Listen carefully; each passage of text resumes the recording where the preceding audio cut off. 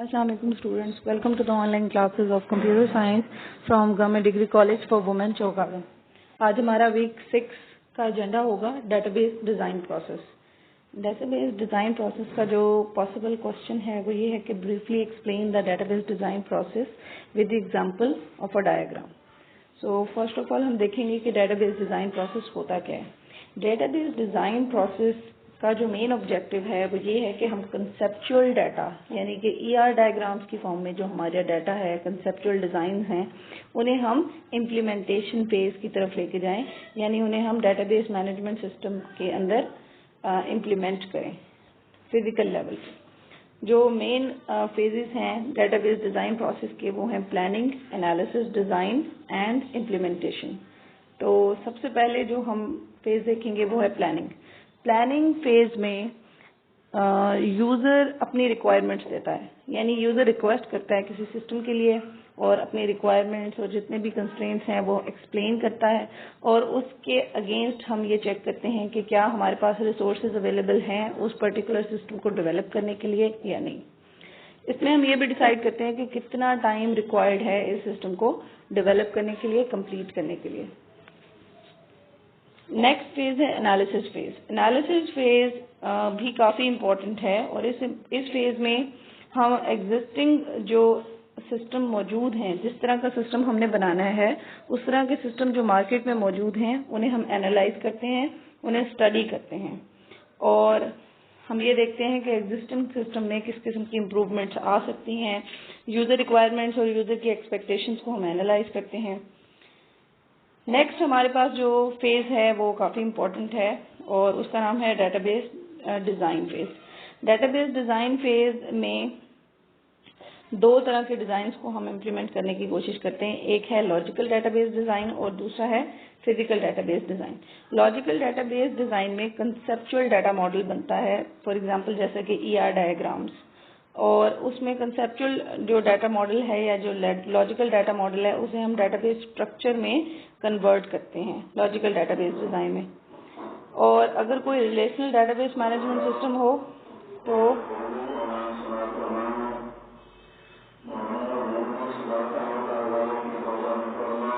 Conceptual data models को map करते हैं नॉर्मलाइज्ड रिलेशंस की तरफ, नॉर्मलाइज्ड रिलेशंस में कन्वर्ट करते हैं उन्हें हम। नेक्स्ट हमारे पास जो दूसरी टाइप है डेटाबेस डिज़ाइन की वो है physical database design. Physical database design में हम लॉजिकल डेटाबेस डिज़ाइन को कन्वर्ट करते हैं फिजिकल स्टोरेज स्ट्रक्चर्स में, यानी फाइल्स की फॉर्म में और टेबल्स की फॉर्म में। इसमें जो इम्पोर्टेंट चीज़ है वो है इंडेक्सेस एंड एक्सेस मेथड, यानी आप इंडेक्सेस और एक्सेस मेथड स्पेसिफाई करते हैं। इंडेक्स का मतलब ये है कि आप रिकॉर्ड्स को किस तरह से सर्च करेंगे, और एक्सेस मेथड का ये मतलब है कि आप किस किस्म का मेथड यूज़ कर रहे हैं डाटा को एक्सेस करने के लिए। और फिजिकल डिज़ाइन में हम सिक्योरिटी, बैकअप और रिकवरी की तरह के इशूज़ को भी टारगेट करते हैं। नेक्स्ट फेज है इम्प्लीमेंटेशन फेज। डिज़ाइन फेज के बाद और सूटेबल डेटाबेस मैनेजमेंट सिस्टम को सिलेक्ट करने के बाद हम डेटाबेस सिस्टम को इम्प्लीमेंट करते हैं। इम्प्लीमेंटेशन का मतलब है कि हम इस फेज में इंस्टॉल करते हैं, रन करते हैं अपने डेटाबेस सिस्टम को। डेटाबेस इम्प्लीमेंटेशन फेज में डेटाबेस एडमिनिस्ट्रेटर जो है उसको एक सर्वर रिक्वायर्ड होता है, सर्वर कंप्यूटर रिक्वायर्ड होता है, और इसके अलावा इसे नेटवर्क एडमिनिस्ट्रेटर्स की भी सर्विसेज रिक्वायर्ड होती हैं ताकि यूज़र हमारे डेटाबेस सिस्टम को एक्सेस कर सकें और उन्हें यूज़ कर सकें।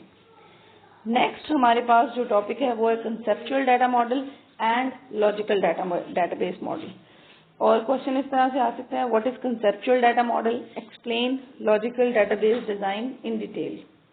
Conceptual data model describes about the data to be stored in the database. Conceptual data model provide करता है permanent structure of data resources of the organization. ER model एक जो है वो बड़ा नोन किस्म का कंसेप्चुअल डाटा मॉडल है। ER stands for entity relationship diagram, और डाटा मॉडल को हम कॉमनली यूज करते हैं ER डायग्राम्स बनाने के लिए। और इसी तरह हमारे पास जो नेक्स्ट हमारे पास जो डेटाबेस डिज़ाइन में मॉडल है वो है लॉजिकल डेटाबेस डिज़ाइन, और लॉजिकल डेटाबेस डिजाइन में हम कंसेप्चुअल डाटा मॉडल्स को कन्वर्ट करते हैं डेटाबेस स्ट्रक्चर में, ताकि हम डेटाबेस मैनेजमेंट सिस्टम में उसे फिजिकल लेवल पे स्टोर कर सकें।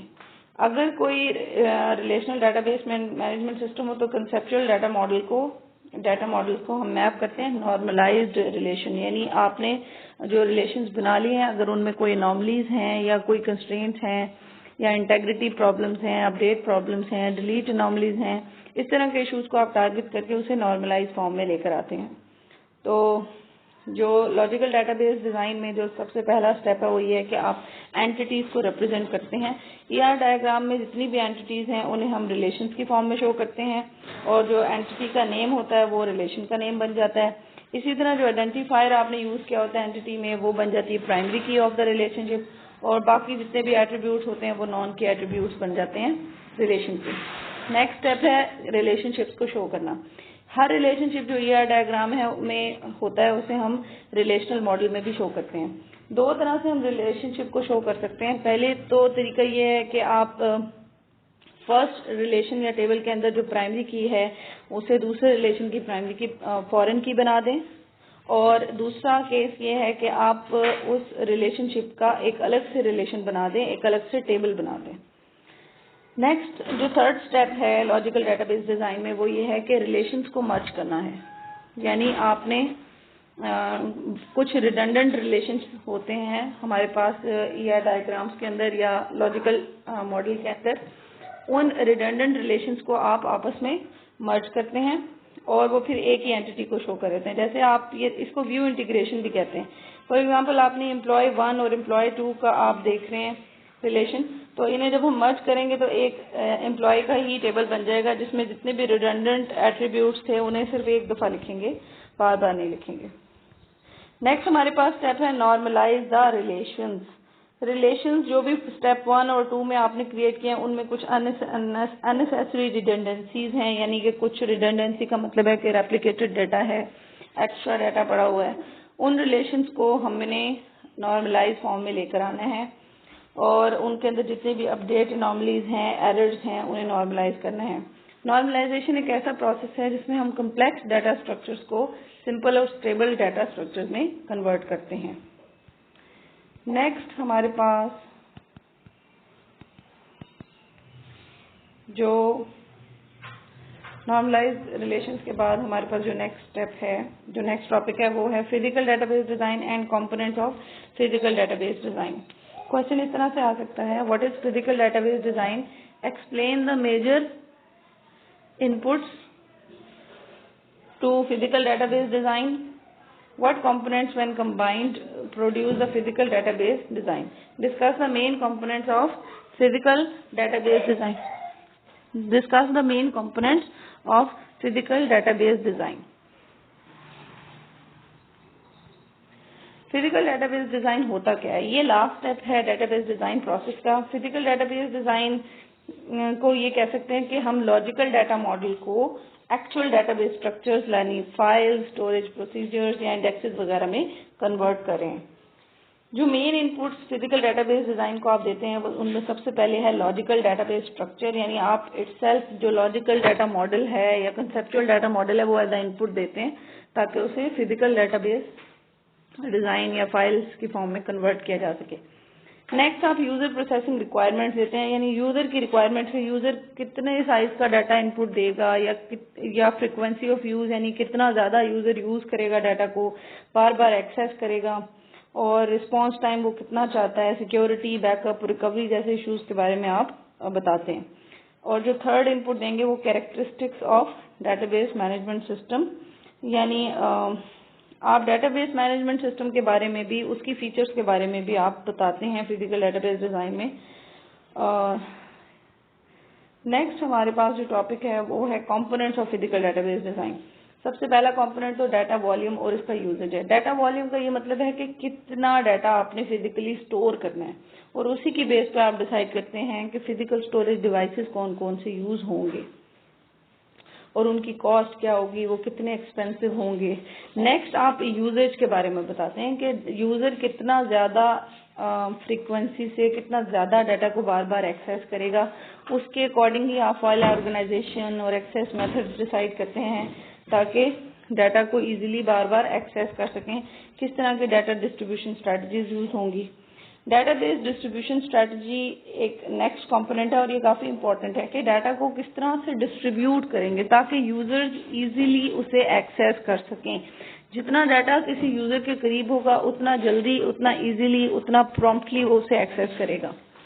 तो इसमें डिफरेंट डिस्ट्रीब्यूशन स्ट्रेटजीज हैं। फर्स्ट है सेंट्रलाइज।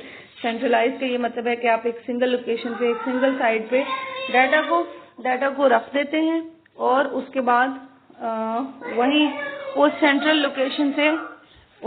लोकेशन से डाटा को बाकी यूजर्स एक्सेस करते हैं। नेक्स्ट हमारे पास जो स्ट्रेटजी है वो है पार्टीशन। पार्टीशन स्ट्रेटजी में डाटा को डिफरेंट पार्ट्स या फ्रेगमेंट्स में डिवाइड कर देते हैं और फिर उन पार्ट्स से पार्टीशन के फॉर्म में डाटा एक्सेस किया जाता है। नेक्स्ट हमारे पास जो थर्ड स्ट्रेटजी है वो है रेप्लिकेटेड। रेप्लिकेटेड का ये मतलब है कि आप डाटा की कॉपी बना देते हैं, एग्जैक्ट कॉपी बना देते हैं और उसे एक सिंगल साइट पे रख देते हैं और उन मल्टीपल कॉपी से डाटा को एक्सेस किया जाता है। फोर्थ अप्रोच है हाइब्रिड अप्रोच। हाइब्रिड अप्रोच में हम डाटा को क्रिटिकल और नॉन क्रिटिकल फ्रेगमेंट्स में डिवाइड करते हैं। क्रिटिकल फ्रेगमेंट्स की कॉपी रखी जाती है और नॉन क्रिटिकल फ्रेगमेंट्स की कॉपी नहीं रखी जाती। नेक्स्ट कंपोनेंट है फाइल ऑर्गेनाइजेशन। फाइल ऑर्गेनाइजेशन एक टेक्निक है जिससे डाटाबेस को सेकेंडरी स्टोरेज डिवाइसेस यानी हार्ड डिस्क वगैरह पे स्टोर करते हैं ताकि ये इजीली एक्सेस हो सके। सिस्टम डिजाइनर को पता होना चाहिए कि वो किस किस्म का फाइल ऑर्गेनाइजेशन यूज करेगा और जिस तरह के कंस्ट्रेंट्स इन्वॉल्व हैं फाइल ऑर्गेनाइजेशन को सिलेक्ट करने में, उनमें पहला कंस्ट्रेंट है physical characteristics of the secondary storage device, यानी आपके सेकेंडरी स्टोरेज डिवाइस की किस किस्म की कैरेक्टरिस्टिक्स हैं। नेक्स्ट ऑपरेटिंग सिस्टम कौन सा आप यूज कर रहे हैं, फाइल मैनेजमेंट सिस्टम सॉफ्टवेयर कौन सा यूज कर रहे हैं। नेक्स्ट आपकी यूजर रिक्वायरमेंट्स क्या हैं, स्टोरिंग डाटा या एक्सेसिंग डाटा। और जो नेक्स्ट कंपोनेंट है वो है इंडेक्सेस। इंडेक्स का ये मतलब है कि आप एक टेबल बना देते हैं और उस टेबल में कुछ एंट्रीज होती हैं जो आपको हेल्प करती हैं ताकि आप टेबल के रिकॉर्ड्स को इजीली फाइंड आउट कर सकें, इजीली एक्सेस कर सकें। इंडेक्सेस इसलिए क्रिएट होते हैं ताकि हम सर्चिंग प्रोसेस को स्पीड अप कर सकें और ये इस तरह से काम करता है कि कोई प्राइमरी की क्रिएट कर देता है, सेकेंडरी की या फॉरेन की, और उस की मदद से हम डाटा को इजीली एक्सेस करते हैं। नेक्स्ट हमारे पास जो टॉपिक है वो integrity constraint. Data integrity refers to the correctness and consistency of data, यानी आप के पास जो डाटा की करेक्टनेस और कंसिस्टेंसी, इस तरह के जो आपके कंस्ट्रेंट हैं उनको हम टारगेट करेंगे।